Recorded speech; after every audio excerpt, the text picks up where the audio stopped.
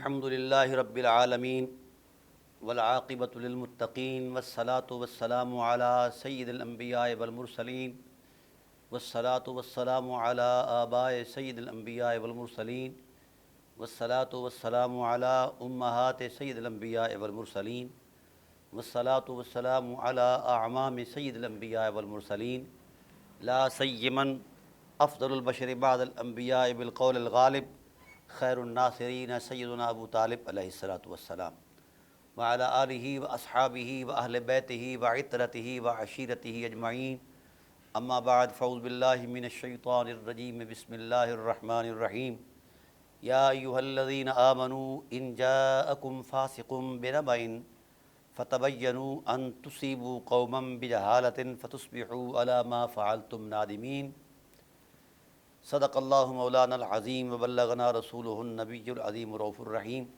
ان اللہ وملائکتہ یصلون علی النبی یا ایہا الذین آمنوا صلوا علیہ وسلموا تسلیما اللہم صل علی سیدنا مولانا محمد وعلی آل سیدنا مولانا محمد کما صلیت علی ابراہیم وعلی آل ابراہیم انک حمید مجید اللہم بارک علی محمد وعلی آل محمد کما بارکت علی ابراہیم وعلی آل ابراہیم انک حمید مجید الصلاۃ والسلام علیک یا سیدی یا رسول اللہ وعلی آلک واصحابک یا سیدی یا حبیب اللہ الصلاۃ والسلام علیک یا سیدی یا خیر خلق اللہ وعلی آلک واصحابک یا سیدی یا زینت عرش اللہ۔ حمد و صلاۃ کے بعد انتہائی واجب القدر حاضرین و ناظرین بحمد اللہ تعالی ہماری سلسلہ وار گفتگو سورہ حجرات کی آیات بینات کی روشنی میں قرآن کریم کا مطالعہ ہم پیش کر رہے ہیں۔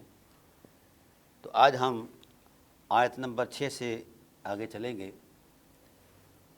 اللہ وحدہ لا شریک نے پہلی آیات میں حضور نبی کریم صلی اللہ علیہ وآلہ وسلم کے مقام و مرتبہ کو بیان فرما کے یہ تصور دیا کہ نبوت کوئی معمولی چیز نہیں، رسالت کوئی معمولی معجزہ اپنا منصب نہیں، بلکہ یہ خدائے ذوالجلال کی ذات کے بعد سب سے بڑا منصب ہے، لہذا پہلے اس کی عظمت کو اور اس کے وقار کو ملحوظ رکھو، پھر اس کے ارشادات کی روشنی میں آگے چلو۔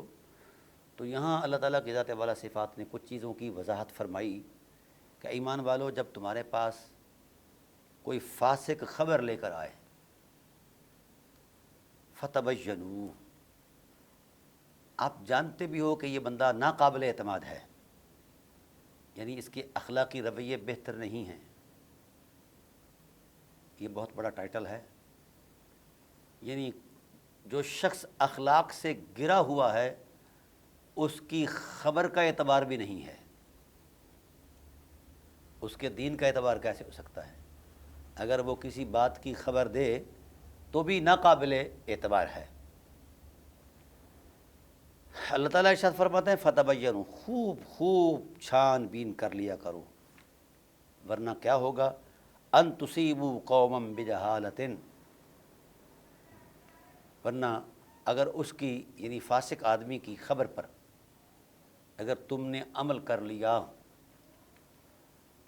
اور اپنی نادانی میں تم کوئی اقدام کر بیٹھے اس کی خبر کے تصور میں، تو فتصبحوا علی ما فعلتم نادمین، پھر تم اپنے کیے پر پچھتاؤ گے۔ جو بندہ خود معتبر نہیں، وہ کیوں معتبر نہیں؟ فاسق ہے، یہ قرآن کی نص ہے، یعنی اس کے اخلاقی رویے جو ہیں وہ موزوں نہیں ہیں، قابل اعتبار نہیں ہیں۔ اس کا مطلب یہ ہے کہ اللہ تعالیٰ کے ہاں بھی اچھے اخلاق کی یہ قیمت ہے کہ کسی بے قیمت کو بھی اللہ تعالیٰ انمول کر دیتا ہے، اور اگر اچھے اخلاق نہیں تو انمول شخص بھی بے قیمت ہو جاتا ہے۔ تو یہ سورہ حجرات جو ہے یہ انہی اخلاقی رویوں کی نشاندہی کر رہی ہے، اور غیر اخلاقی رویوں سے بچنے کے لیے اللہ تعالیٰ کی ذات نے یہ ارشادات بیان فرمائے ہیں۔ اس آیت کریمہ کے منظرنامے میں جو شان نزول بیان کی جاتا ہے وہ ہے کہ ولید بن عقبہ ایک شخص ہے، اس کو رسول اللہ صلی اللہ علیہ وآلہ وسلم نے بنو مستلق قبیلے پر بھیجا کہ جاؤ وہاں سے زکوٰۃ جمع کر کے لاؤ تاکہ یہاں مساکین مدینہ جو ہیں یا دیگر مصارف جو ہیں زکوٰۃ کے، ان پر وہ ان کی رقم جو ہے وہ کام آ سکے۔ اچھا، یہ شخص گیا، ان کے اور ان کے تعلقات میں کچھ تھوڑی بہت اونچ نیچ تھی، تو یہ خوف زدہ ہوا، ان کا سامنا نہ کر پایا، ان کے سامنے آگے توڑ نہیں گیا۔ وہ قوم ان کو آتے ہوئے دیکھ کر اس انتظار میں کھڑی ہو گئی کہ فرستادہ رسول ہے، رسول اللہ صلی اللہ علیہ وآلہ وسلم کا پیغام لانے والا ہے، ہم اس کا استقبال کریں گے۔ تو اس کو یہ بدگمانی ہوئی کہ یہ شاید میرے لیے مجھ پر کسی پرانی رقابت کی بنیاد پر حملہ آور ہونے کے لیے جمع ہو گئے ہیں۔ تو وہ دوڑا دوڑا آیا اور آ کر رسول اللہ صلی اللہ علیہ وآلہ وسلم کو خبر دی کہ جہاں پناہ عالم مجھے آپ نے بھیجا اور میں گیا، لیکن وہ تو اس طرح جڑے ہوئے تھے، انہوں نے زکوٰۃ دینے کا انکار کر دیا ہے، وہ زکوٰۃ نہیں دے رہے۔ اب چونکہ زکوٰۃ امر الہی ہے اور اسلامی ریاست میں معاشی ستون ہے، تو آپ صلی اللہ علیہ وآلہ وسلم نے فرمایا کہ اس طرح اگر انہوں نے آج انکار کر دیا، کل کوئی دوسرا طبقہ کر دے گا، پرسوں تیسرا، اس طرح تو اسلام کا جو معاشی نظام ہے یہ تو بالا ہو جائے گا۔ آپ نے حضرت خالد بن ولید رضی اللہ تعالیٰ عنہ کی سرکردگی میں ایک لشکر بھیجا کہ جاؤ پہلے انہیں تنبیہ کرو، اگر وہ دین پر آ جائیں تو ٹھیک ہے، ورنہ ان سے جہاد کرو۔ یہ اللہ کی تلوار اپنے دستے کے ساتھ چل پڑے۔ جب وہاں پہنچے تو وہاں دیکھا اذان بھی ہو رہی ہے، نماز بھی ہو رہی ہے، اقامت دین کے سارے جو ہیں یہ سلسلے وہ بروئے کار لائے جا رہے ہیں۔ تو حضرت خالد سوچ میں پڑ گئے کہ یار رسول اللہ صلی اللہ علیہ وآلہ وسلم نے مجھے بھیجا ان سے جہاد کرنے کے لیے، اور یہاں اذان بھی ہے، نماز بھی ہے، اقدار دین کا سارا تسلسل موجود ہے، تو پھر جب آپ کو آتے ہوئے دیکھا تو وہ قوم بھی آپ کے پاس اس کے زعماء آئے، کہنے لگے کہ ہم اس انتظار میں ہیں کیونکہ رسول اللہ صلی اللہ علیہ وآلہ وسلم کا کوئی نمائندہ آئے اور ہم اپنی زکوٰۃ جو ہے یہ اسے منہا کریں، پیش کریں، اور مرکز میں وہ زکوٰۃ جائے، اور جس طرح زکوٰۃ کے دینی مصارف ہیں اس کے مطابق وہ کام چلے۔ حضرت خالد بن ولید چونکہ جرنیل تھے، انہوں نے کہا اچھا یہ بات ہے۔ وہ واپس لوٹے، دربار رسالت میں عرض کر دی کہ یا رسول اللہ، وہ تو جس وقت میں گیا اس ارادے سے گیا کہ وہاں تلوار زنی کروں گا اور ان کو تحقیق کر دوں گا، انہوں نے اللہ کے احکام سے روگردانی کر لی ہے، لیکن حیرت ہے وہاں نماز بھی ہو رہی ہے، اذانیں بھی ہو رہی ہیں، اور صوم و صلات سارے دین کی اقدار وہاں موجود ہیں، اور وہ زکوٰۃ دینے کے لیے انتظار میں ہے کہ آپ کا کوئی فرستادہ آئے۔ تو آپ نے فرمایا کہ میں نے بندہ بھیجا تھا، انہوں نے انکار کر دیا۔ تو حضرت خالد بن ولید نے گواہی دی کہ یا رسول اللہ ایسا نہیں ہے، یہ بندہ کسی اور معاملے میں آیا ہے۔ تو اس وقت اللہ تعالیٰ کی ذات نے اس آیت کریمہ کو نازل فرمایا کہ میرے حبیب، یہ جو ہے ولید بن عقبہ، اس نے صحیح بات آپ سے نہیں فرمائی، کیونکہ زمانہ جاہلیت میں ان کے اور ان کے درمیان کچھ عداوت تھی۔ جب ولید ان کے دیار کے قریب پہنچے اور انہیں خبر ہوئی تو اس خیال سے کہ وہ رسول اللہ کے بھیجے ہوئے ہیں، بہت سے لوگ تعظیماً ان کے استقبال کے واسطے ہیں، ولید نے گمان کیا یہ پرانی عداوت مجھے قتل کرنے آ رہے ہیں۔ یہ تھا نا یہ شان نزول۔ اب اس پر اللہ تعالیٰ کی ذات نے یہ ارشاد فرمایا کہ اے میرے حبیب، جس کو جو ذمہ داری سونپتے ہو پہلے اس کے اخلاق دیکھو، اس کا کردار دیکھو۔ جو فاسق فاجر جو ہے اس کو آپ بھیج دیں تو یہ بدگمانی پیدا کرے گا اور خراب ہوگا سلسلہ۔ خدا نہ خواستہ اگر حضرت خالد بن ولید کسی ایسے وقت میں جاتے جب اذان کا بھی وقت نہ ہوتا، نماز کا بھی وقت نہ ہوتا، تو ان کو تو حکم تھا کہ تحقیق کر دیں ان کو، یہ اللہ کے امر کی نافرمانی کر رہے ہیں۔ تو میرے حبیب اگر یہ سچائی آپ تک نہ پہنچتی تو کتنی ساری مخلوق بے گناہ قتل ہو جانی تھی۔ اس لیے جب آپ کے پاس یہ خبر آئی تھی تو آپ کی نبوی ذمہ داری تھی کہ آپ چھان بین کرتے، کوئی معزز ذمہ دار آدمی یا اس چیز کو سمجھنے والا آدمی اسے وہاں بھیجتے تاکہ بدگمانی پیدا نہ ہوتی اور یہ بعد میں شرمندگی نہ ہوتی اور اتنے لوگ نقصان نہ ہوتے۔ تو اس لیے اللہ تعالیٰ نے ارشاد فرمایا کہ یا ایھا الذین آمنوا ان جاءکم فاسق بنبأ، اے ایمان والو جب تمہارے پاس کوئی فاسق خبر لے کر آئے، فتبینوا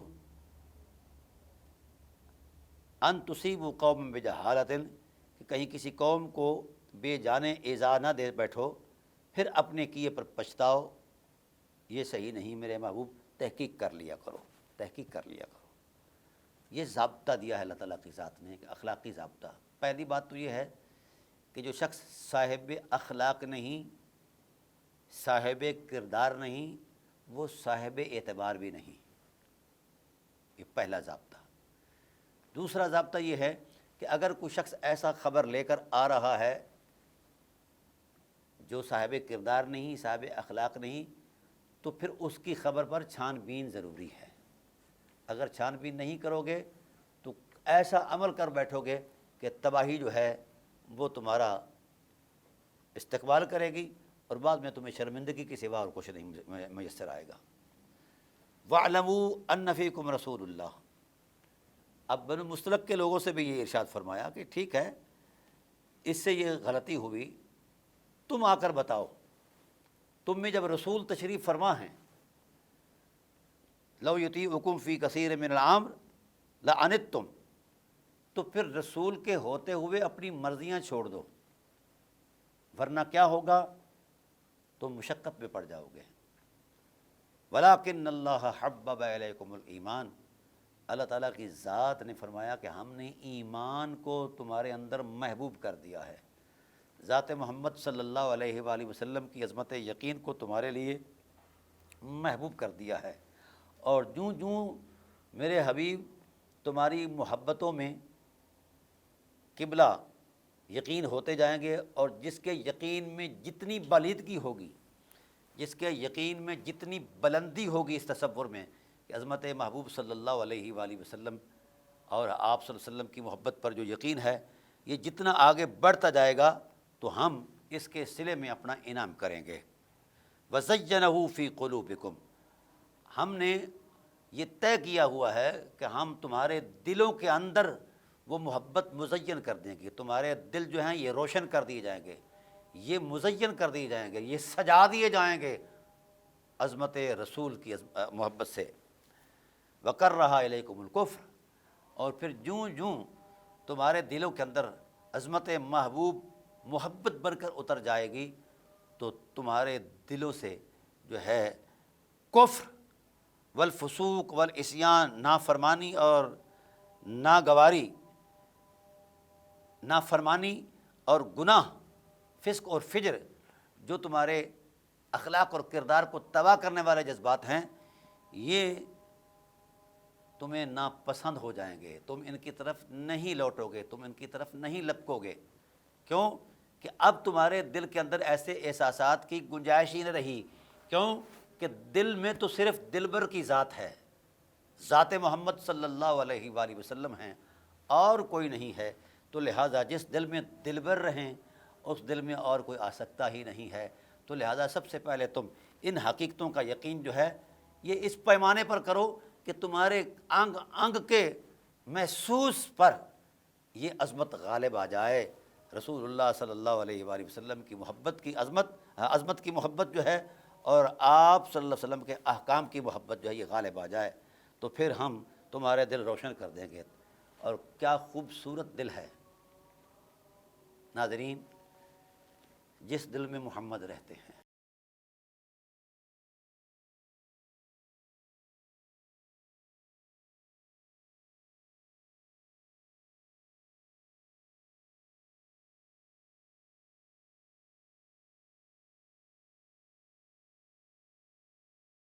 ہاں، مولانا روم رحمۃ اللہ تعالیٰ علیہ نے بڑا ایک خوبصورت جملہ بولا، دل بدستار کہ آ جا دل برست، اے بندو دل کی دنیا پر دھیان دو، اس کو کنٹرول کرو، قابو کرو، کیونکہ دل اس لیے ہے کہ یہ دلبر کا جائے مسکن ہے۔ اگر غیر دلبر آ کر یہاں بیٹھ گیا تو دل کی حرمت تباہ ہو جائے گی۔ فرمایا دل بدستار کے آ جا دلبرست، دل کو ہاتھ میں لا کے یہیں دل ہی پر توجہ دے کہ یہ دلبر کی بیٹھنے کی جگہ ہے۔ اللہ اکبر، اللہ اکبر۔ 100,000 کعبہ یک دل بہترست، از 100,000 کعبہ یک دل بہترست۔ جس دل میں محبوب دلبر بن کر آ گئے تو وہ 100,000 کعبہ سے بھی افضل ہے وہ دل۔ اللہ اکبر، اللہ اکبر، اللہ اکبر، اللہ اکبر۔ ناظرین کرام، بہت بڑا سبق ہے۔ وَزَيَّنَهُ فِي قُلُوبِكُمْ، اللہ نے تمہارے دلوں کو روشن کر دیا، سجا دیا ہے عظمت محبوب کی محبت سے۔ تو جو دل سج جاتے ہیں عظمت محبوب کی محبت سے تو پھر نہ ان کی طرف کفر آ سکتا ہے، نہ فسق آ سکتا ہے، نہ نافرمانی آ سکتی ہے۔ وہ دل ہمیشہ مطیع رہے گا اللہ کا بھی، اور مطیع رہے گا اللہ کے رسول کا بھی۔ اور پھر اس دل کے اثرات جو جب وجود پر مؤثر ہوں گے تو انسان کی زندگی کا ہر رویہ نور بیزیاں کرتا جائے گا اور خوش اخلاقیاں بانٹتا جائے گا، اور عظمت کردار جو ہے وہ بانٹتا جائے گا۔ لوگ اس شخص کو دیکھ کر خدا کو یاد کریں گے کہ اس کے تکتے ہی خدا یاد آ جاتا ہے، یہ کتنا صاحب کردار ہے، صاحب اخلاق ہے۔ تو حضور صلی اللہ علیہ وسلم سے بھی جب پوچھا گیا کہ ولی کس کو کہتے ہیں، فرمایا جسے تکتے خدا یاد آ جائے وہ ولی اللہ ہے۔ تو دوستان محترم، جب دل میں محبوب آ جائیں، اللہ اکبر۔ مجھے بڑی کبھی کبھی ذوق کی دنیا میں چلا جاتا ہوں کہ قدرت نے جو جب اعصاب کا انتخاب فرمایا، دیکھنے کے لیے آنکھیں، سننے کے لیے کان، سانس کے لیے یہ ناک کے دو، اور کام کرنے کے لیے یہ 2 ہاتھ، اور چلنے کے لیے دونوں پاؤں، لیکن ضرورت حکمت کے مطابق یہ ایسا ہی تھا، ہونا چاہیے تھا، اور ہے، اور یہ خوبصورتی ہے، ہر ایک چیز کا تناسب موجود ہے۔ اللہ وحدہ لا شریک کی قدرت پر قربان جائیں، ہر ایک چیز کو 2 تصور میں، ہاتھ بھی دو، کان بھی دو، ناک کے سوراخ بھی دو، پاؤں بھی دو، آنکھیں بھی دو، مگر دل دو نہیں ہے۔ قرآن کریم نے اس حکمت کو بیان فرمایا، ما جعل اللہ لرجل من قلبین فی جوفہ، اللہ اکبر۔ اللہ کی شان کے لائق ہی نہیں کہ کسی کے ظرف وجود کے اندر 2 دل بنائے۔ اے اللہ، دل 2 بنا دیتے تو اچھا، ایک فیل ہو جاتا ہے۔ کبھی کبھی آج کل ہارٹ کی بیماریاں ہیں تو دوسرے سے بندہ کام چلا لیتا ہے۔ آپ نے ایک ہی دل بنا دیا اور پھر کہا کہ اللہ کی شان کے لائق ہی نہیں کہ 2 دل بنائے۔ اے اللہ، حکمت کیا ہے؟ اللہ اکبر، 2 دل کیوں نہیں بنائے؟ تو حکمت یہ بتائی گئی کہ جب دلبر ایک ہے تو دل بھی ایک ہی ہونا چاہیے، کیونکہ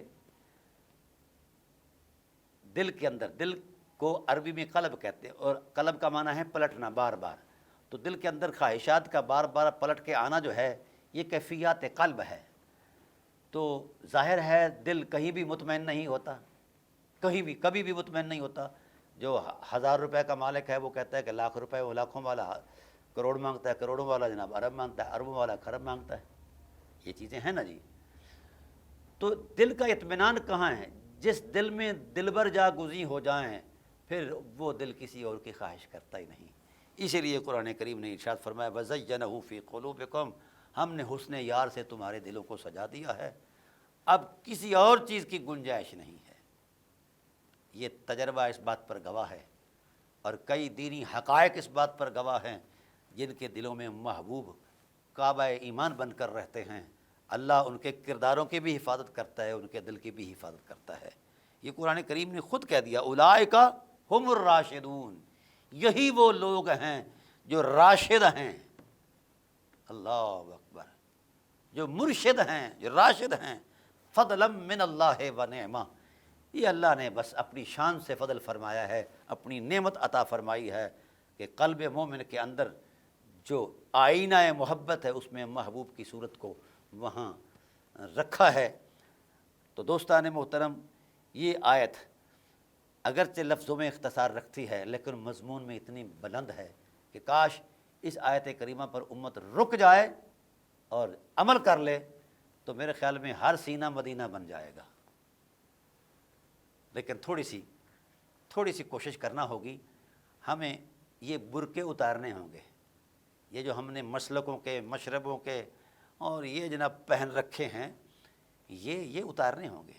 یہ چونکہ مصنوعی ہیں، ہم نے الحمدللہ ہر ایک کی الگ سے تحقیق کی ہے اور اس کے پیچھے جو مبلغ علم ہے اس کی تحقیق کی ہے، جو فکر ہے، جو دلائل ہیں اور دلائل سے جو کچھ تراشا گیا ہے وہ ہے، ہر ایک چیز کو دیکھا ہے۔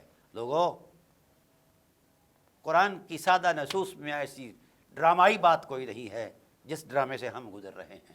قرآن ایک حقیقت ہے، قرآن ایک عظمت ہے، قرآن ایک شرافت ہے، قرآن ایک حرمت ہے، قرآن اللہ کا حسن ہے جو اس میں اترتا ہے اسے حسین بنا دیتا ہے اور اس کا دل محبوب کی صورت کی عظمت میں مدینہ بنا دیتا ہے۔ آئیے ملا عزم کے تراشے ہوئے جو مسلکوں کے بت ہیں ان کو توڑ کر امت کی وحدت میں آ جائیے۔ یہی بقا کا راستہ ہے، یہی ارتقا ہے، یہی عظمت ہے، یہی سلامتی ہے۔ تو اللہ تعالیٰ کی ذات والا ارشاد نے یہ ارشاد فرمایا وَاعْلَمُوا أَنَّ فِيكُمْ رَسُولُ اللَّهِ وَاعْلَمُوا أَنَّ فِيكُمْ رَسُولُ اللَّهِ، جان لو، یہ قرآن پاک میں 2 مرتبہ آیا ہے، سورہ توبہ کے اندر بھی ہے اور یہاں بھی ہے۔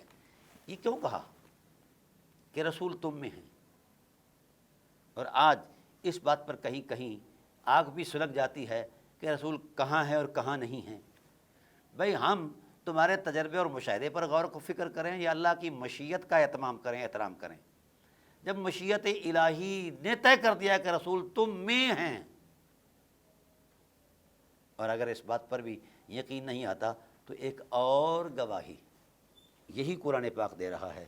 فرمایا النبی اولیٰ بالمؤمنین من انفسہم، نبی تو مومن سے، مومن کی ذات اور جان سے بھی زیادہ قریب ہے۔ حیرت ہے، ایمان ہو اور نبی نہ ہو، یہ نہیں ہو سکتا۔ جہاں ایمان ہے وہاں نبی کا ہونا ضروری ہے اور جہاں نبی ہے وہاں ایمان کا ہونا ضروری ہے، کیونکہ نصوص قرآن، اللہ کا حکمت بھرا فرمان اس بات کی تصدیق اور توثیق کر رہا ہے کہ نبوت اور ایمان لازم اور ملزوم ہیں۔ یہ کیسے ہے نبوت نہیں ہے اور ایمان ہے؟ یہ کیسے ہے کہ نبوت ہے اور ایمان نہیں ہے؟ ایسا بھی نہیں ہے۔ ہاں، جہاں نبی نہیں وہاں ایمان نہیں ہے، جہاں نبی نہیں، جس دل میں نبی نہیں وہاں ایمان نہیں، اور جہاں ایمان نہیں وہاں نبی نہیں۔ ایک سادہ تمثیل آ گئی سامنے، سادہ عظمت آ گئی، سادہ، کہ نبی کو وہی محسوس کرتے ہیں جن کے من میں ایمان ہے۔ جن کے من میں ایمان نہیں وہ دیواریں کھڑی کر رہے ہیں کہ دیوار کے پیچھے آ سکتے ہیں، جا سکتے ہیں، یہ ہو سکتا ہے، وہ ہو سکتا ہے، یہ فکری باتیں ہیں۔ النبی اولیٰ بالمؤمنین من انفسہم، وہ جس شان سے ہیں ہم اسی شان کا یقین کرتے ہیں۔ ہمارے پاس کوئی ترازو نہیں کہ ہم اس کمیت اور کیفیت کا ترازو قائم کر کے بتائیں کہ ایسے ہیں، ایسے ہیں، ایسے ہیں، ایسے ہیں۔ ہم نص قرآن کی سادہ عظمت پر یقین کرتے ہیں کہ یہ ایک حقیقت ہے جو خدا ذوالجلال نے بیان فرمائی ہے اور اس کا کوئی انکار نہیں ہے، کسی کے پاس انکار کی کوئی وجہ ہی نہیں ہے۔ اور یہ کو کہے کہ اس وقت تھا اور اس وقت تھا، تو پھر اگر اس وقت حضور تھے اور اس وقت نہیں، اس وقت نہیں، تو پھر ایمان کیا ہے؟ ایمان کس کو کہتے ہیں؟ نبوت اور ایمان لازم اور ملزوم حقیقتیں ہیں۔ جہاں نبی ہے وہاں ایمان ضرور ہے اور جہاں ایمان ہے وہاں نبی بھی موجود ہیں، جس شان سے بھی ہیں، ہم اس پر بحث نہیں کرتے۔ تو النبی اولیٰ بالمؤمنین من انفسہم، یہ ایک حرمت بیان کر دی ہے۔ تو قرآن کریم نے فرمایا، ہاں میں نے پچھلے خطبات میں یہ بات واضح کر دی تھی کہ سوال کرتا ہے سائل کہ نبی اگر ہیں تو محسوس کیوں نہیں ہوتے، نظر کیوں نہیں آتے؟ دراصل اے سائل، سوال کرنے والے، تو نے اپنی حس کو زندہ ہی نہیں کیا، تو نے اپنی نظر کو بیدار ہی نہیں کیا، تیرے دل دماغ پر ابھی وہ مسلک کی گندی پٹی ڈلی ہوئی ہے، وہ فرقے کا ایک گندا ذہن تیری ذہن کی تراش خراش کے ساتھ ہے، تو پھر یہ کیسے ہو سکتا ہے کہ تمہیں یہ حقیقتیں نظر آئیں؟ قرآن نے اس بات کا بھی فیصلہ دے دیا ہے کہ اگر نبی کو محسوس کرنا چاہتے ہو تو خود کو خود سے ہٹاؤ، پھر محمد کے جلوے ہی نظر آئیں گے۔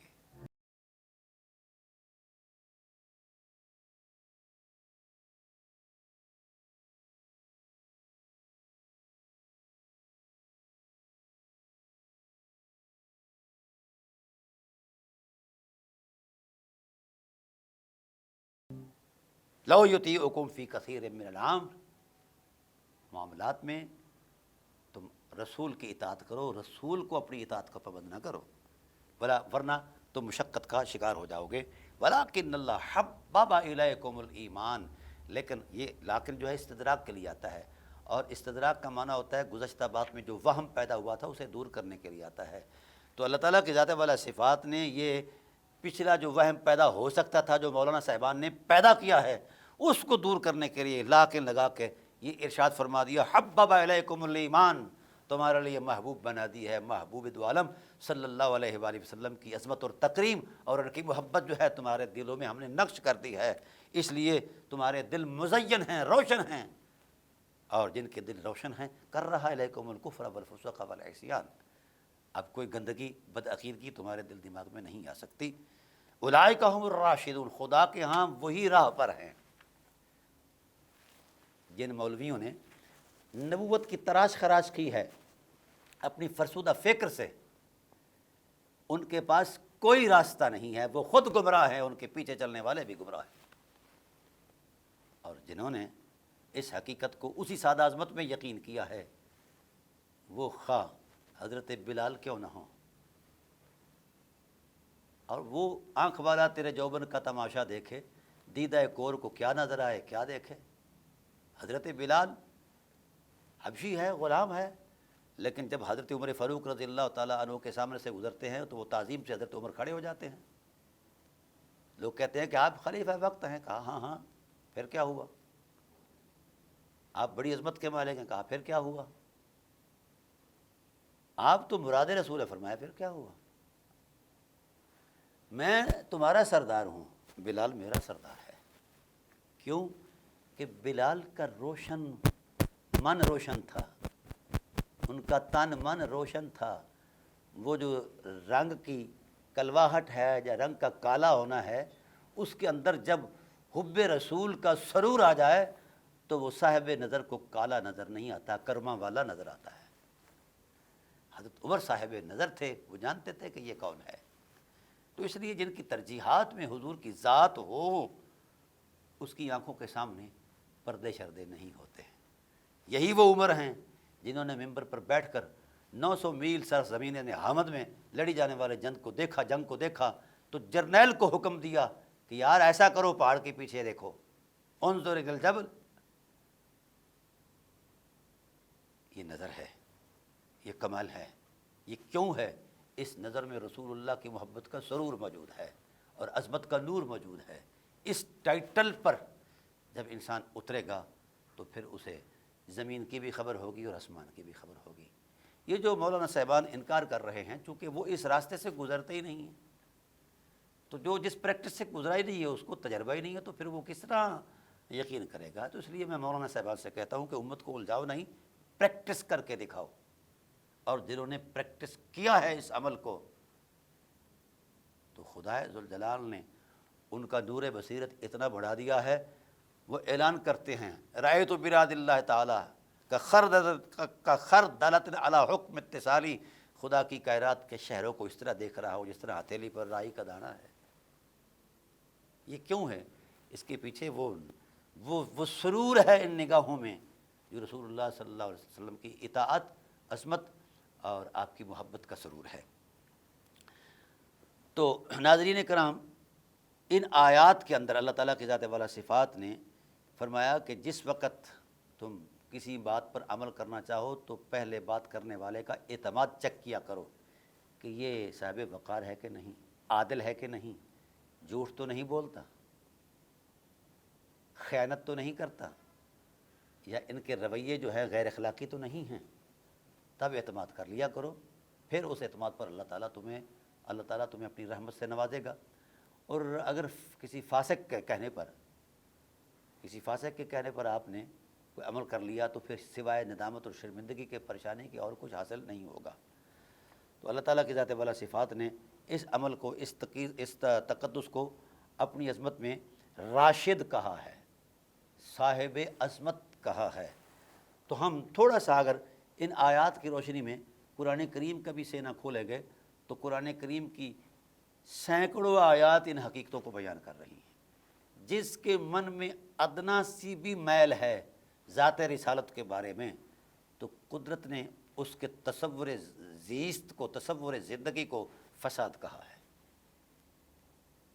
یہ مشرکین تو انکاری تھے ہی تھا، کچھ لوگ ایسے تھے جو کلمہ بھی پڑھتے تھے اور بڑی اچھی اچھی نمازیں پڑھتے تھے، مسجدیں بھی بناتے تھے، ذکر فکر میں بھی بڑے بلند تھے، پاکیزگی اور طہارت میں بھی انتہا پر تھے، تقوی کی بھی معراج پر تھے۔ تو قرآن کریم نے ان کا ٹائٹل جو بیان فرمایا ہے وہ بڑا عجیب ہے۔ اللہ تعالیٰ ارشاد فرماتے ہیں وَمِنَ النَّاسِ مَن يَقُولُ آمَنَّا بِاللَّهِ وَبَالْيَوْمِ الْآخِرِ، لوگوں میں سے کچھ ایسے بھی ہیں جو بڑے تم طراق سے کہتے ہیں کہ ہم اللہ پر ایمان لائے، آخرت پر ایمان لائے۔ یہی کچھ ہے نا، دعوت بھی اسی بات کی ہے۔ تو اللہ تعالیٰ نے ارشاد فرمایا وَمَا هُم بِمُؤْمِنِينَ، میں خدا ہو کر کہتا ہوں کہ یہ مومن نہیں ہے۔ واللہ یہ کلمہ گو ہیں، فرمایا بے ایمان ہیں، کلمہ پڑھ کے بے ایمان ہیں، کلمہ پڑھ کے یہ خبیث ہیں۔ اللہ یہ آخرت پر بھی یقین رکھتے ہیں، فرمایا یہ جھوٹ بولتے ہیں، ان کا من پلیت ہے۔ اے اللہ کیوں؟ فرمایا ان کے من میں محمد نہیں رہتے، یہ من سے حضور نبی کریم صلی اللہ علیہ وآلہ وسلم کو تسلیم نہیں کرتے۔ تو اللہ تعالیٰ کی ذات نے ان کا ٹائٹل بیان فرمایا یخادعون اللہ والذین آمنوا وما یخدعون الا انفسهم وما یشعرون، یہ کمینہ سرشت اللہ کو دھوکہ دینا چاہتے ہیں اور ایمان والوں کو دھوکے میں رکھنا چاہتے ہیں، حالانکہ یہ نہ ایمان والوں کو دھوکہ دے سکتے ہیں نہ خدا کو دھوکہ دے سکتے ہیں، یہ اپنے آپ کو دھوکہ دے رہے ہیں اور انہیں اس دھوکے کے انجام کا پتہ ہی نہیں ہے۔ وما یشعرون فی قلوبہم مرض، دیکھو وہی بات دل کی آ گئی، ان کے دلوں میں مرض ہے۔ کیوں؟ وَلَٰكِنَّ اللَّهَ حَبَّبَ إِلَيْكُمُ الْإِيمَانَ وَزَيَّنَهُ فِي قُلُوبِكُمْ وَكَرَّهَ إِلَيْكُمُ الْكُفْرَ وَالْفُسُوقَ وَالْعِصْيَانَ کا یہ معنی نہیں بن سکتے۔ کیوں؟ کہ ان کے من میں پلیدی ہے، یہ زبان سے تو مصطفیٰ کریم علیہ السلام کو رسول کہتے ہیں اور دل سے نہیں مانتے، اور جو تکریم بیان کی گئی ہے رسالت کی اس کا اہتمام نہیں کرتے، یہ اپنے جیسا ہی سمجھتے ہیں۔ فزادہم اللہ مرضا، پھر اللہ نے ان سے ہدایت کو چھین لیا ہے، اللہ اور مرض بڑھاتا ہے، یہ اور پختہ ہو جاتے ہیں، اور ان کے لیے کیا ہے؟ دردناک عذاب، عذاب عظیم نہیں، عذاب علیم ہے، دردناک۔ کیوں؟ کہ انہوں نے یہ جھوٹا کلمہ پڑھا ہے، لا الہ الا اللہ، یہ جھوٹ کہہ رہے ہیں، ان کا من نہیں مانتا۔ وَإِذَا قِيلَ لَهُمْ لَا تُفْسِدُوا فِي الْأَرْضِ، یہ دوسرا ٹائٹل دیا کہ جب ان سے کہا جائے کہ کلمہ پڑھ کے فساد نہ پھیلاؤ، یہ بڑی اہم بات ہے۔ آج فرقوں کا جو فساد ہے یہ کیوں ہے؟ وقت کے دامن میں اتنی گنجائش نہیں، ورنہ میں پوری تفصیل میں اترتا۔ اس کی بنیادی وجہ یہی ہے کہ جو دعوت خدا نے دی تھی ہم نے خدا پر اعتماد ہی نہیں کیا۔ خدا تو کہتا ہے لو یطیعکم فی کثیر من الامر لعنتم، کہ رسول کے ہو جاؤ اور نہیں ہوو گے تو مشکلات میں پڑ جاؤ گے، مشقت میں پڑ جاؤ گے۔ تو یہ مولانا صاحبان یہ کہہ رہا ہے کہ نہیں میں اپنی مرضی سے مانوں گا۔ تو قرآن کہتا ہے کہ ایسا ماننا فساد ہے، ایسا لا الہ الا اللہ کہنا فساد ہے، ایسا محمد رسول اللہ کا تکلم کرنا فساد ہے۔ ان سے کہا جاتا ہے کہ فساد نہ کرو، قالو تو بڑے شریفانہ انداز میں کہتے ہیں انما نحن مصلحون، ہم اصلاح کرنے والے ہیں، نیکی کی دعوت دینے والے ہیں۔ اللہ فرماتے ہیں الا سن رکھو اے مسلمانوں، انہم هم المفسدون، یہی فسادی ہیں، یہ کلمہ گو فسادی ہیں۔ یہ کون کہہ رہا ہے؟ خدا کہہ رہا ہے۔ جس کے دل میں محمد نہیں رہتے، وہ کلمہ گو بھی فسادی ہے، اسے ٹائٹل دیا گیا ہے۔ یہ نہ سمجھا جائے کہ یہ بڑی مسجد کا خطیب ہے، یا امام کعبہ ہے، یا امام بیت المعمور ہے۔ جس کے من میں محمد ہیں، وہ مسجد کا امام نہ بھی ہو تو وہ مصلح ہے، صاحب اصلاح ہے، اور جس کے من میں محمد نہیں رہتے، وہ امام کعبہ بھی ہو تو بھی وہ فطور ہے۔ یہ قرآن کی نص ہے۔ وَإِذَا قِيلَ لَهُمْ أَلَا إِنَّهُمْ هُمُ الْمُفْسِدُونَ، سن رکھو کہ یہی فسادی ہیں، لیکن ان کو ان کے فساد کا شعور ہی نہیں ہے۔ یہ اپنے فساد کو اصلاح کہہ رہے ہیں تو پھر ان کو ان کے فساد کا شعور کیسے آئے؟ لہذا یہ لاشعوری میں ہی مارے جائیں گے۔ وَإِذَا قِيلَ لَهُمْ آمِنُوا كَمَا آمَنَ النَّاسُ، اللہ تعالیٰ فرماتے ہیں پھر ہم ان کو دعوت دیتے ہیں کہ یار اس طرح ایمان لے آؤ جس طرح یہ لوگ لائے، ابوبکر صدیق لائے، عثمان غنی لائے، یہ طلحہ، یا مطلب ہے جتنے بھی اہل ایمان ہیں جنہوں نے من کی دنیا میں سوائے ذات رسول کر کچھ نہیں رکھا۔ حضرت بلال والا ایمان لاؤ نا، حضرت عمار بن یاسر والا لاؤ، خبیب والا لاؤ، صہیب رومی والا لاؤ، یہ ایماندار ہیں، اس طرح کا ایمان لاؤ۔ تو وہ کہتے ہیں ہیں قالوا ونؤمن كما آمن السفہاء، ہم ایسا ایمان لائیں، یہ تو بے وقوفوں والا ایمان ہے۔ کبھی نبوت پر خرچہ کیا جا رہا ہے، پیسے دیے جا رہے ہیں، کبھی جانیں دی جا رہی ہیں، کبھی نبی کے لعاب دہن کو آنکھوں پر ملا جا رہا ہے، کبھی وضو کے غسالے کو جناب والا ہاتھوں میں لیا جا رہا ہے، چہروں پر ملا جا رہا ہے، کبھی نالین پاک کو سینے سے لگایا جا رہا ہے، کبھی کچھ۔ یہ تو پاگل قسم کے لوگ ہیں، ہم ان جیسا ایمان لے آئیں؟ تو اللہ کی غیرت نے فرمایا الا انہم ہم السفہاء، خبردار یہی وہ لوگ ہیں جو خود بے وقوف ہے اور اپنی بے وقوفی میں آگے اتنے بڑھ چکے ہیں کہ ان کو ان کی بے وقوفی کا علم ہی نہیں ہے۔ وَإِذَا لَقُوا الَّذِينَ آمَنُوا، اب ان کا طرز دیکھو، جس وقت وہ ایمان والوں سے ملتے ہیں تو بڑے پیارے انداز میں کہتے ہیں قالوا آمنا، ہم بھی صاحب ایمان ہیں یار، کلمہ گو نہیں ہے۔ وَإِذَا خَلَوْا إِلَىٰ شَيَاطِینِہِمْ، جب یہ اپنے شیطانوں سے، مولویوں سے ملتے ہیں، شیطان سے مراد یہاں وہ مولوی ہیں جن کے من پلیت ہے رسول اللہ صلی اللہ علیہ وسلم کی ذات کے لیے۔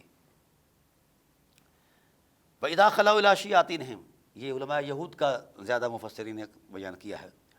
وَإِذَا خَلَوْا، ہاں جن آج بھی جس کے رویے میں ان علماء یہود کا تصور علم، تصور ذوق، تصور دین ہے، وہ اسی طرح کے شیطان ہیں جس طرح کے اس وقت کے شیطان تھے۔ وَإِذَا خَلَوْا إِلَىٰ شَيَاطِینِہِمْ، جس وقت ان سے کہا جائے، جس وقت وہ الگ ہوتے اپنے شیطانوں کی طرف، قالوا إِنَّ مَعَكُمْ، ہم تو بھائی تمہارے ساتھ ہیں، إِنَّمَا نَحْنُ مُسْتَهْزِئُونَ، ہم تم سے مذاق کر رہے تھے۔ اللہ یستہزئ بہم، اللہ ان کو ان کے مذاق کا بدلہ دے گا، جواب دے گا۔ وَيَمُدُّهُمْ فِي طُغْيَانِهِمْ يَعْمَهُونَ، اور ان کو ڈھیل دے گا ان کی اس سرکشی میں، ہدایت نہیں دے گا، وہ اوندے پھریں گے اس دنیا میں بھی اور اس آخرت میں بھی۔ اولئک الذین اشتروا الضلالہ، یہ وہ بدبخت ہیں جنہوں نے خرید لی ہے گمراہی ہدایت کے بدلے۔ فما ربحت تجارتہم، اور اس تجارت نے ان کو کوئی فائدہ نہیں دیا اور نہ ہی انہیں ہدایت کا نور ملے گا۔ مثلہم کمثل الذی استوقد نارا، ان کی مثال تو اس طرح ہے جس نے سفر طے کرنے کے لیے آگ کو روشن کیا۔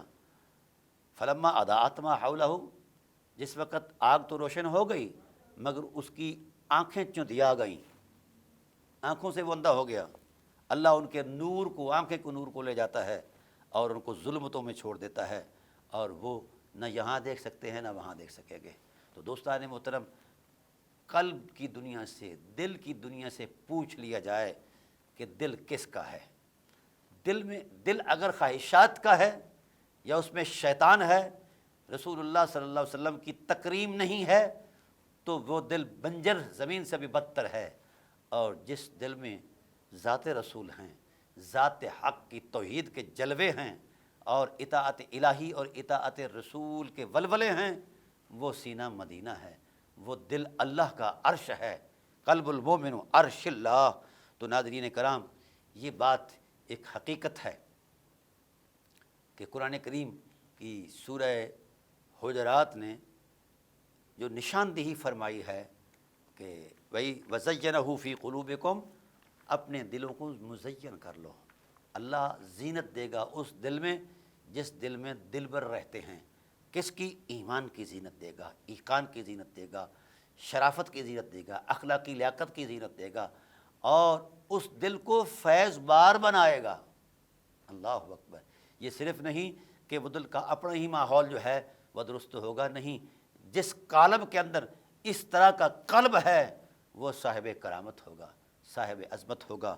اللہ کی بارگاہ عظمت میں دعا ہے کہ اللہ تعالی ہمیں وہ دل عطا فرمائے جس میں اس کا دل بر جو ہے وہ آ کر جا گزی ہو جائے، ہم لذت آشنائی سے بھی آشنا ہو سکیں اور لذت اطاعت سے بھی آشنا ہو سکیں۔ وما علینا الا البلاغ المبین۔